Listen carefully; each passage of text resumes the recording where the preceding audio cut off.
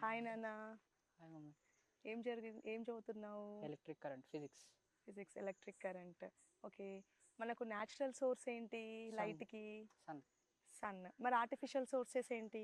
Bulb. Bulb. So bulb start అవ్వాలి అని అంటే మనకి ఏమేం కావాలి? కరెంట్. కరెంట్ కావాలి, అవునా? మరి ఆ కరెంట్తోని ఇంకా డొమెస్టిక్ యూసేజెస్ మనం ఇంట్లో ఏం చేస్తాం, ఏమేమి యూజ్ చేస్తాం ఇంట్లో? Like fan, fridges, refrigerator, AC, television, everything, అవునా? మరి అందులో మనకి ఒక ప్రాసెస్ ఉంటుంది కదా, ఆ ప్రాసెస్ తెలియాలి ఫస్ట్. ఎలా జరుగుతుంది, ఏం జరుగుతుంది అని చెప్పేసి, అవునా? మనం ఇప్పుడు ఆ ప్రాసెస్ తెలుసుకుందాం, ఏంటి ఎలా జరుగుతుంది అని. ఓకే. ఓకే. ఫస్ట్ మనకి ఎలక్ట్రిసిటీ అంటే ఏంటో తెలియాలి, అవునా? ఎలక్ట్రిసిటీ అంటే ఏంటి? Flow of charger particles in specified direction. Yes, correct. Flow of charged particles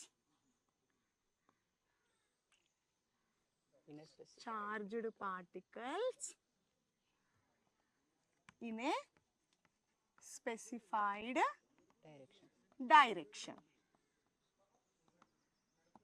right. Charged particles అని అన్నాం కదా, మరి చార్జ్డ్ పార్టికల్స్ ఎన్ని టైప్స్ మనకి ఇక్కడ? ఎలక్ట్రాన్స్ ఇంకా ప్రోటాన్స్. సో 2 టైప్స్ ఉన్నాయి మనకి, ఎలక్ట్రాన్స్, ప్రోటాన్స్.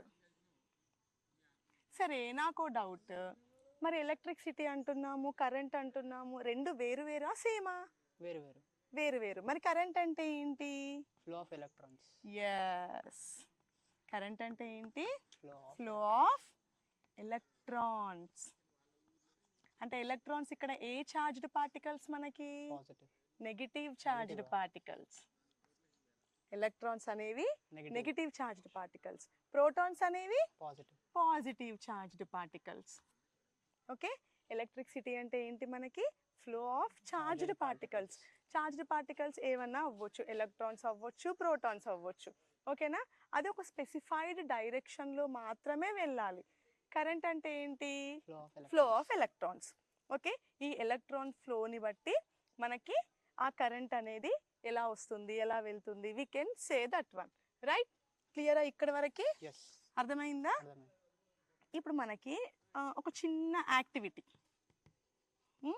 ఒక స్మాల్ యాక్టివిటీ చూసుకుందాము. ఏంటా యాక్టివిటీ? నేను ఒక బల్బు తీసుకున్నాను, ఆ బల్బుని బ్యాటరీకి ఇంకా స్విచ్కి కనెక్ట్ చేశాను. ఇది వచ్చేటప్పటికి కాపర్ వైర్, ఓకేనా? ఇది కాపర్ వైర్, సెల్, స్విచ్, ఇది బల్బ్, ఓకేనా? ఇంకో సెకండ్ కేస్ తీసుకుందాం. బల్బ్, నేను ఇక్కడ ఏం సెల్ తీసుకోవట్లేను, ఓన్లీ స్విచ్ ఒకటే తీసుకున్నా. ఇది బల్బ్. సెకండ్ కేస్ సేమ్, ఇది కూడా copper wire, switch, bulb. Third case తీసుకున్నా. థర్డ్ కేస్లో బల్బ్, సెల్, స్విచ్. ఈ థర్డ్ కేస్లో నేను తీసుకున్నది ఇది నైలాన్ వైర్ ఇక్కడ, ఓకేనా? Cell, switch, bulb. చూడండి, ఇది కేస్ 1 నానా, ఇది కేస్ 2, ఇది కేస్ 3, ఓకేనా? 3 కేసెస్ తీసుకున్నాం మనం. ఫస్ట్ కేసులో వచ్చేసి నేను copper wire, cell, switch. Second కేసులో కాపర్ వైర్, సెల్ తీసుకోలేదు. సెల్ దేనికి యూజ్ చేస్తాం? ఒక సోర్స్ రావాలి, అవునా? మనకు ఎలక్ట్రిసిటీ మనకు ప్రొడ్యూస్ కావాలి అని అంటే మనం ఈ సెల్ సోర్స్ని యూజ్ చేస్తాం. మనం ఈ సెల్ సోర్స్ అనేది లేదనుకో, మనకి ఇక్కడ ప్రొడ్యూస్ అవుతుందా అవ్వదా అని మనం చూద్దాం. ఇంకో థర్డ్ కేసులో మనము నైలాన్ వైర్ తీసుకున్నాం, సెల్, స్విచ్, బల్బ్. ఇప్పుడు ఫస్ట్ కేసులో నేను స్విచ్ ఆన్ చేశాను, బల్బ్ గ్లో అవుతుందా? అవుతుంది. బల్బ్ అనేది గ్లో అవుతుంది స్విచ్ ఆన్ చేస్తే. ఎందుకు? Copper wire good conductor of electricity, అవునా? కాపర్ వైర్ మనకి good conductor of electricity. Good conductor of electricity అంటే ఏంటి? ఎలక్ట్రిసిటీని చక్కగా ఫ్లో చేస్తుంది, అది చక్కగా కండక్ట్ చేస్తుంది ఎలక్ట్రిసిటీని. So good conductor of electricity. Okay. Switch on చేస్తే బల్బ్ గ్లో అయింది. సెకండ్ కేసులో నేను స్విచ్ ఆన్ చేశాను, బల్బ్ గ్లో అయిందా? కాలేదు. అవ్వలేదు. ఎందుకు అవ్వలేదు? ఎలక్ట్రిసిటీ ఫ్లో అవుతలేదు. ఎలక్ట్రిసిటీ ఫ్లో అవ్వతలేదు. రీజన్ ఏంటి అక్కడ? బ్యాటరీ లేదు. సెల్ తీసుకోలేదు, మనం బ్యాటరీ అనేది తీసుకోలేదు ఇక్కడ. అంటే ఇక్కడ సోర్స్ అనేది లేదు. మనం సోర్స్ తీసుకోలేదు కాబట్టి ఎలక్ట్రిసిటీ ఫ్లో అవ్వట్లేదు. సోర్స్ తీసుకుంటేనే కదా ఎలక్ట్రిసిటీ ఫ్లో అయ్యేది. సోర్స్ తీసుకోకుండా ఎలక్ట్రిసిటీ ఎక్కడి నుండి ఫ్లో అవుతుంది? మనకి అవ్వదు. అండ్ థర్డ్ కేసులో నైలాన్ వైర్ తీసుకున్నాం. మరి సెల్ ఉంది, స్విచ్ ఆన్ చేశాను, బల్బ్ గ్లో అవుతుందా? ఎందుకు అవ్వదు? రీజన్ ఏంటి? అది గుడ్ కండక్టర్ ఆఫ్ ఎలక్ట్రిసిటీ కాదు, nylon wire. Good conductor of electricity కాదు, అంటే బ్యాడ్ కండక్టర్ ఆఫ్ ఎలక్ట్రిసిటీ. అవునా? బ్యాడ్ కండక్టర్ ఆఫ్ ఎలక్ట్రిసిటీ అంటే ఏమంటాం మనం? ఇన్సులేటర్ అని అంటాం. Insulator. Okay, bad conductor of electricity అంటే ఇది ఇన్సులేటర్. ఇన్సులేటర్ అంటే ఏంటి? అది ఎలక్ట్రిసిటీని కండక్ట్ చేయదు. స్విచ్ ఆన్ చేసావా, ఆఫ్ చేసావా, నువ్వు బ్యాటరీ పెట్టావా లేదా, మనకు అవసరం లేదు. బికాస్ ఈ నైలాన్ వైర్ అనేది అసలు ఎలక్ట్రిసిటీని కండక్టే చేయదు. అందు గురించి ఈ 3 కేసెస్లో మనకు పర్ఫెక్ట్గా ఎలక్ట్రిసిటీని కండక్ట్ చేసేది ఏది ఇక్కడ? Copper wire case 1. ఎందుకంటే సెల్ ఉంది, స్విచ్ ఉంది, వైర్ ఉంది, అన్ని కాంపోనెంట్స్ ఉన్నాయి కాబట్టి ఆ బల్బ్ అనేది చక్కగా గ్లో అవుతుంది. ఓకేనా? అర్థమైందా? అర్థమైంది. ఇక్కడ వరకు క్లియర్ కదా? yes. Introduction of electricity, current అయిపోయింది. ఇది మోషన్ ఆఫ్ చార్జెస్. మనము ఎందులో ఎలాంటి మోషన్ ఉంటుంది? ఇప్పుడు కాపర్ వైర్ తీసుకుంటే మోషన్ ఆఫ్ చార్జెస్ ఉన్నాయా? ఉన్నది. బల్బ్ గ్లో అయింది. మరి ఇక్కడ కూడా కాపర్ వైర్ తీసుకున్నాను, మరి మోషన్ ఆఫ్ చార్జెస్ అవుతుందా? అవ్వట్లేదు. ఎందుకు అవ్వట్లేదు? సెల్ లేదు. అంటే మనం ఇక్కడ సోర్స్ ఏది తీసుకోవట్లేదు. మరి థర్డ్ కేసుకి వచ్చేటప్పటికి సెల్ ఉంది, స్విచ్ ఉంది, బల్బ్ ఉంది, అండ్ ఒక వైర్ కూడా తీసుకున్నాం. మరి ఇక్కడ మోషన్ ఆఫ్ చార్జెస్ అవుతుందా? అవ్వదు. ఎందుకు అవ్వదు? ఇది ఇన్సులేటర్, నైలాన్ వైర్ కాబట్టి. సో అర్థమైందా ఇక్కడ వరకు? క్లియర్ కదా? అండ్ నెక్స్ట్ మనం ఏం చూసుకుందాము అని అంటే డ్రూడ్ అండ్ లారెన్స్. డ్రూడ్ అండ్ లారెన్స్ అని మనకు డ్రూడ్ అండ్ లారెన్స్ అని ఇద్దరు సైంటిస్ట్స్, రైట్? వాళ్ళు ఏం చేశారు, వాళ్ళు ఏం చెప్పారు అంటే సపోజ్ మనం ఒక కండక్టర్ తీసుకున్నాం.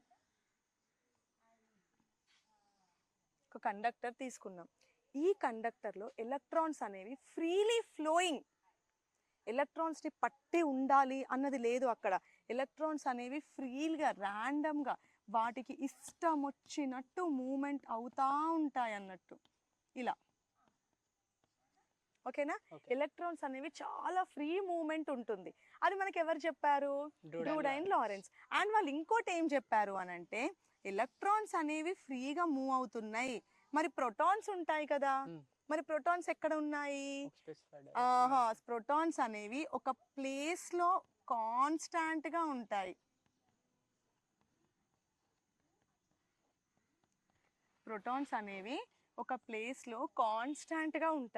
ఒక కాన్స్టాంట్ ప్లేస్ లో ప్రోటాన్స్ ఉన్నాయి అనుకో, అప్పుడు ఎలక్ట్రాన్స్ అనేవి మూమెంట్ అవుతా ఉంటాయి. డ్రూడ్ అండ్ లారెన్స్ చెప్పింది ఓన్లీ ఎలక్ట్రాన్స్ గురించే. ఎలక్ట్రాన్స్ అనేవి ఫ్రీగా మూవ్ అవుతాయి, అవి ఒక కండక్టర్లో ఫ్రీ మూమెంట్ ఆఫ్ ఎలక్ట్రాన్ని చూపిస్తాయని డ్రూడ్ అండ్ లారెన్స్ చెప్పారు. ఓకేనా? అయితే ఈ పాజిటివ్ చార్జెస్ అనేవి ఒక స్పెసిఫైడ్ ప్లేస్లో అటాచ్ అయి ఉంటాయి. దీన్ని మనం లాటీస్ అంటాం. ఏమంటాం? లాటీస్. అంటే ఆ పాజిటివ్ చార్జెస్ అనేవి మూమెంట్ అవ్వదు, ఒక స్పెసిఫైడ్ డైరెక్షన్లోనే, ఒక స్పెసిఫైడ్ ప్లేస్లోనే ఉంటాయి కాబట్టి దాన్ని మనం లాటీస్ అని అంటాం. ఇది మనకు డ్రూడ్ అండ్ లారెన్స్ చెప్పాడు. సరే, ఎలక్ట్రాన్స్ అనేవి మొత్తం నంబర్ ఆఫ్ ప్లేసెస్లో తిరుగుతూ ఉన్నాయి, అవి షఫల్ అవుతున్నాయి, అటు వెళ్తున్నాయి, ఇటు వస్తున్నాయి, రైట్? ఇక్కడ మరి అలా వెళ్ళినప్పుడు మనకు ఎన్ని ఎలక్ట్రాన్స్ మూమెంట్ ఎలా జరుగుతుంది, కరెంట్ ఎలా ప్రొడ్యూస్ అవుతుంది అనేది కూడా మనకు తెలియాలి కదా. అప్పుడు ఏం చేద్దాం? మనం ఒక కండక్టర్ తీసుకుందాం. నేను ఒక క్రాస్ సెక్షనల్ ఏరియా సెలెక్ట్ చేసుకున్నాను. ఎలక్ట్రాన్స్ అనేవి ఎటు నుంచి ఎటైనా మూమెంట్ అవ్వచ్చు, అవునా? అప్పుడు ఇటు నుంచి ఇటు వెళ్ళొచ్చు ఎలక్ట్రాన్స్, ఇటు నుంచి ఇటు రావచ్చు ఈ ఏరియా మట్టుకి, అవును కదా? అంతే కదా? అప్పుడు ఎలక్ట్రాన్స్ ఇటు వెళ్తున్నాయి, ఇటు వస్తున్నాయి. LHS నుంచి RHS కి వెళ్తున్నాయి, ఆర్హెచ్ఎస్ నుంచి ఎల్హెచ్ఎస్కి వస్తున్నాయి. ఎలక్ట్రాన్స్ మూమెంట్ అనేది బోత్ సైడ్స్ ఉంది. ఎప్పుడైతే electron moments both sides equal ఉందో, అంటే సపోజ్ 5 ఎలక్ట్రాన్స్ ఇటు వెళ్ళాయి అనుకో, ఇంకో 5 ఎలక్ట్రాన్స్ ఇటు సైడ్ రావాల్సిందే. అలా వచ్చినప్పుడు మనకి నెట్ ఛార్జ్ అనేది 0 ఉంటుంది. నెట్ ఛార్జ్ 0 ఉంటుంది అంటే ఏంటి?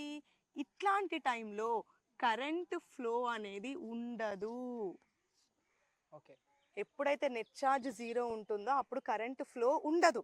ఓకేనా? అంటే ఒక క్రాస్ సెక్షనల్ ఏరియా మనం సెలెక్ట్ చేసుకున్నప్పుడు ఎలక్ట్రాన్ మూవ్మెంట్ అది ఇటు నుంచి అటు వెళ్తుంది, అటు నుంచి ఇటు వస్తుంది. కాబట్టి same amount of electrons movement జరుగుతుంది. నెట్ ఛార్జ్ అనేది 0 ఉంటుంది. నెట్ ఛార్జ్ ఎప్పుడైతే 0 ఉంటుందో కరెంట్ ఫ్లో అనేది ఉండదు. మరి మనకి కరెంట్ ఫ్లో ఎప్పుడు ఉంటుంది? చూడు నాన్న, కండక్టర్ తీసుకున్నాం. ఆ కండక్టర్ని నేను సోర్స్కి స్విచ్కి అటాచ్ చేశాను. సరేనా? సోర్స్కి స్విచ్కి అటాచ్ చేసిన, స్విచ్ ఆన్ చేసిన. స్విచ్ ఆన్ చేయగానే ఎలక్ట్రాన్ మూమెంట్స్ అన్నీ ఒక డైరెక్షన్లో వస్తాయి, ఒక డైరెక్షన్లో వచ్చేస్తాయి. ఒక డైరెక్షన్లో వస్తున్నప్పుడు ఇవి ఎలక్ట్రాన్స్ నెగిటివ్ ఛార్జ్డ్ పార్టికల్స్ కదా. ఈ నెగిటివ్ ఛార్జ్డ్ పార్టికల్స్ పాజిటివ్ దగ్గరకు వస్తాయి. ఓకేనా? పాజిటివ్ దగ్గరకు వస్తాయి అంటే వీటి మూమెంట్ మొత్తం ఒక స్పెసిఫైడ్ డైరెక్షన్లో ఉంటుంది. ఈ మూమెంట్ ఒక స్పెసిఫైడ్ డైరెక్షన్లో ఉన్నప్పుడు నెట్ ఛార్జ్ అనేది నాట్ ఈక్వల్ టు 0. ఇట్లాంటి టైంలో కరెంట్ అనేది ప్రొడ్యూస్ అవుతుంది. ఓకే? ఎలక్ట్రాన్ మూమెంట్స్ నెగిటివ్ నుంచి పాజిటివ్కి ఉంటాయి. కరెంట్ డైరెక్షన్ పాజిటివ్ నుండి నెగిటివ్కి ఉంటుంది. అర్థమైందా? కరెంట్ డైరెక్షన్ పాజిటివ్ నుండి నెగిటివ్కి ఉంటుంది. ఇది మనకు కరెంట్ అనేది ఎలా వస్తుంది, ఎలా ప్రొడ్యూస్ అవుతుంది అని చెప్పేది ఇది. ఓకేనా?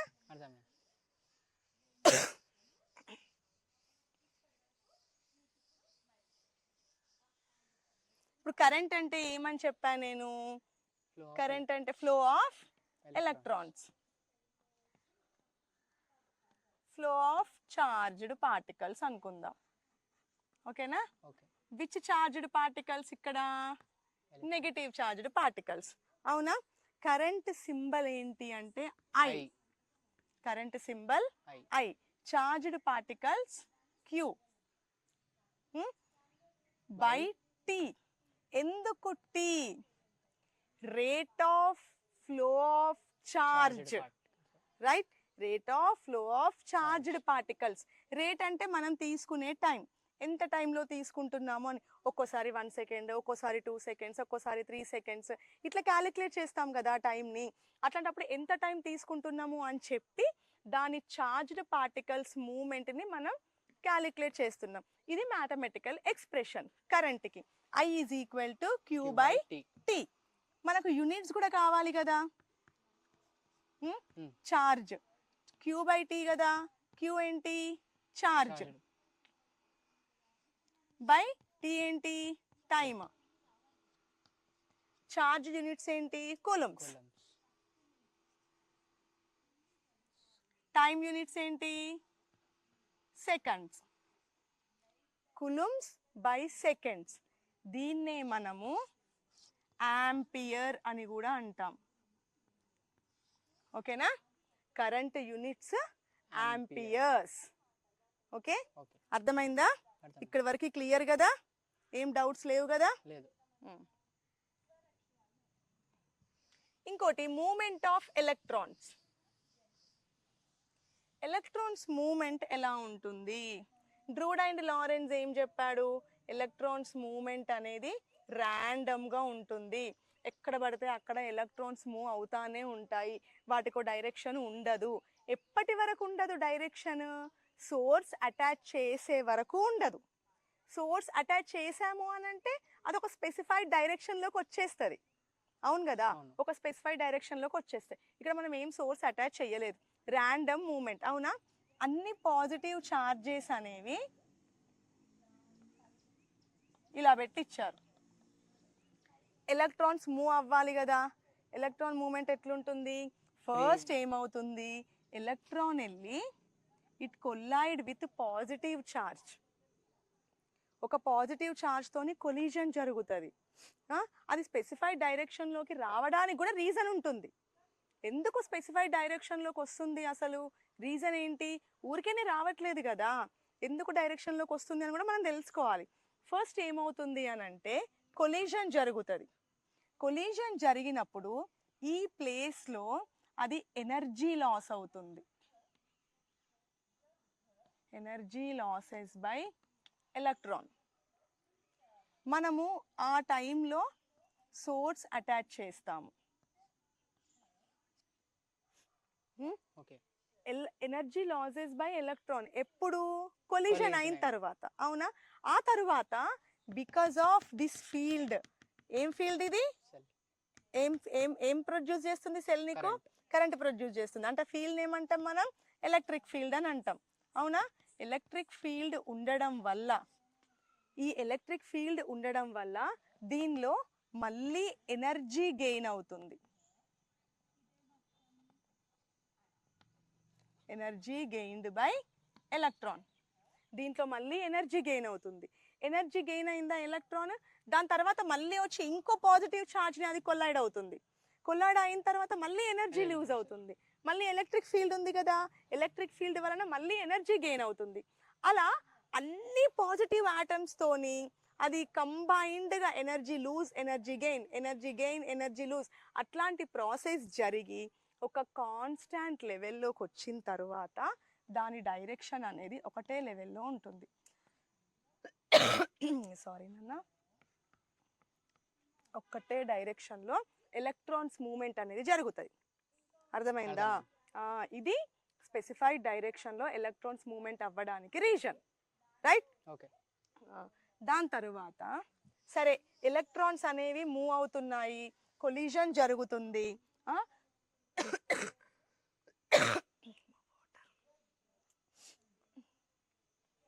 ఇదేంటి, కండక్టర్. ఓకే, సపోజ్ ఏబి అనుకుందాం. ఇక్కడ నుంచి ఇక్కడికి డిస్టెన్స్ మనం ఎల్ అనుకుందాం, ఓకేనా. అక్కడ నుంచి ఇక్కడికి డిస్టెన్స్ ఎంత మనకి, ఎల్. ఎనర్జీ కొలిజన్ జరుగుతుంది, ఎలక్ట్రాన్స్ మూమెంట్ కూడా అవుతున్నాయి.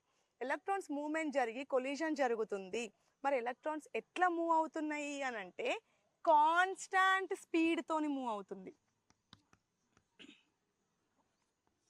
ఎట్లా మూవ్ అవుతున్నాయి ఎలక్ట్రాన్స్, కాన్స్టాంట్ స్పీడ్ తోని. ఈ కాన్స్టాంట్ స్పీడ్ తోని మూవ్మెంట్ అవుతున్నది కదా, దాన్నే మనము డ్రిఫ్ట్ వెలాసిటీ అంటున్నాం. సో ఎలక్ట్రాన్స్ అనేవి కాన్స్టాంట్ స్పీడ్ తోని మూవ్ అవుతున్నాయి.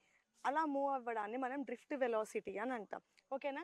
ఇప్పుడు చూడు, ఏ నుంచి బి, నేను ఒక కండక్టర్ తీసుకున్నా, దీని లెంత్, రెండు క్రాస్ సెక్షనల్ ఏరియాస్ తీసుకుందాం మనం, పి క్యూ, ఓకేనా. పీక్యూ అనే రెండు క్రాస్ సెక్షనల్ ఏరియాస్ తీసుకున్నా, ఇక్కడ నుంచి ఇటు ఎలక్ట్రాన్స్ మూవ్ అవుతున్నాయి, ఇక్కడ నుంచి ఇటు ఎలక్ట్రాన్స్ అనేవి మూవ్ అవుతున్నాయి, ఓకేనా. మనకు తెలిసింది ఏంటి, speed is equal to distance by time. ఇది మనకు జనరల్గా తెలిసిన ఈక్వేషన్, అవునా. స్పీడ్ని నేను కాన్స్టాంట్ స్పీడ్ కాబట్టి డ్రిఫ్ట్ వెలాసిటీ అని తీసుకోవచ్చు కదా. డ్రిఫ్ట్ వెలాసిటీ నేను వీడి లాగా తీసుకున్నాను, by distance by time. Time అనేది 1 సెకండ్, నేను యూనిట్ టైం తీసుకున్నా, 1 సెకండ్కే తీసుకున్నాను. అప్పుడు VD is equal to D. అంటే డ్రిఫ్ట్ వెలాసిటీ ఎంత, డిస్టెన్స్ బిట్వీన్ ద ఎలక్ట్రాన్స్, ఇది ఈ డిస్టెన్స్, ఓకేనా. అదే మనకి డ్రిఫ్ట్ వెలాసిటీ అని కూడా చెప్పొచ్చు. ఇప్పుడు మనకి వాల్యూమ్, అది ఏ షేప్లో ఉంది, సిలిండర్ షేప్లో ఉంది. దాని వాల్యూమ్ ఎంత, length into breadth into height, ఓకేనా. లెంత్ ఇంటూ బ్రెడ్త్ అంటే ఏంటి, ఏరియా ఆఫ్ క్రాస్ సెక్షనే కదా. ఏరియా ఆఫ్ క్రాస్ సెక్షన్ని మనం ఏ అనుకుందాం. అండ్ ఈ ఏరియా ఆఫ్ క్రాస్ సెక్షన్లో మూవ్ అవుతున్న ఛార్జెస్ని ఎన్ అనుకుందాం. అండ్ అది క్యూ ఛార్జ్ని ప్రొడ్యూస్ చేస్తుంది. స్మాల్ ఏరియా, మనం చిన్న ఏరియా తీసుకున్నాం, ఓకే.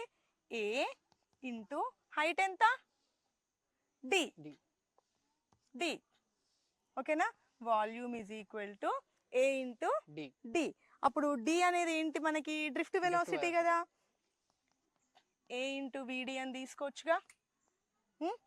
ఏ ఇంటూ విడి అని తీసుకోవచ్చా? ఎస్. డ్రిఫ్ట్ వెలాసిటీ ఏంటి? ఏ ఇంటూ విడి. ఇప్పుడు వాల్యూమ్ ఈజ్ ఈక్వల్ టు మనకి ఏమేం కావాలి, ఏమేమి ఉన్నాయి? నంబర్ ఆఫ్ చార్జెస్ ఉన్నాయి. ఆ వాల్యూమ్లో ఎన్ని నంబర్ ఆఫ్ చార్జెస్ మూవ్ అవుతున్నాయి. అలా కాకుండా area of cross section, drift velocity and ఇంకోటి ఏముంది, ఛార్జ్. ఇది మనకు టోటల్ వాల్యూమ్లో ఉన్న మెజర్మెంట్. ఇప్పుడు కరెంట్ ఫార్ములా తెలుసు మనకి. I is equal to Q by T. I is equal to Q by T. ఇప్పుడు ఈ టోటల్ వాల్యూమ్లో మనం ఏం మెజర్ చేస్తున్నాం? అసలు ఛార్జ్ మెజర్ చేస్తున్నాం. ఇది దేనికి అని అంటే ఇది ఓన్లీ ఈ పార్ట్కే. మనకి ఈ పార్ట్ మొత్తం కావాలి. అప్పుడు Q is equal to NaVdQ. ఈ స్మాల్ క్యూ అనేది స్మాల్ ఛార్జ్కి, ఈ క్యాపిటల్ క్యూ అనేది లార్జ్ ఛార్జ్కి. అప్పుడు I is equal to NaVdQ by T. ఇది నెగ్లిజిబుల్ కదా, ఇది నెగ్లిజిబుల్ ఎందుకంటే మనం లార్జ్ ఛార్జ్ తీసుకుంటున్నాం కాబట్టి. అప్పుడు drift velocity is equal to IT T 1 second. Okay.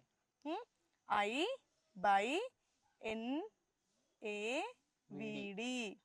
ఇది మనకి drift velocity formula. Vd is equal to I by NaVq. Right? ఎందుకంటే డ్రిఫ్ట్ వెలాసిటీ కదా మనం ఫార్ములా ఫైండ్ అవుట్ చేసేది. Vd is equal to I by NaQ. ఇది formula for drift velocity. Okay, అర్థమైందా? Electricity and current, motion of charges 3 activity రూపంలో తీసుకున్నాము. Drude and Lorentz proposal, moment of electrons and drift velocity. మరి చిన్నగా questions అడిగినా sir, క్వశ్చన్స్కి break ఈనా sir?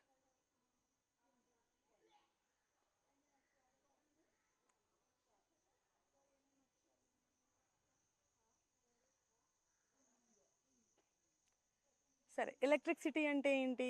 Flow of charged particles. Okay, మరి కరెంట్ అంటే ఏంటి? Flow of electrons. Motion of చార్జెస్లో మనం త్రీ కేసెస్ చూసుకున్నాం కదా. ఆ 3 కేసెస్లో ఏ కేసులో బల్బ్ గ్లో అయింది మనకి? First case. ఎందుకు? అందులో ఏమేమి తీసుకున్నాం? Copper wire, bulb, switch, battery. Yeah, copper వైర్లో మనకి బల్బ్ గ్లో అయింది. మరి సెకండ్ కేసులో కూడా కాపర్ వైరే తీసుకున్నాం కదా, మరి ఎందుకు గ్లో అవ్వలేదు? అలా సోర్స్ లేదు. సోర్స్ లేదు. డ్రిఫ్ట్ వెలాసిటీ అంటే ఏంటి?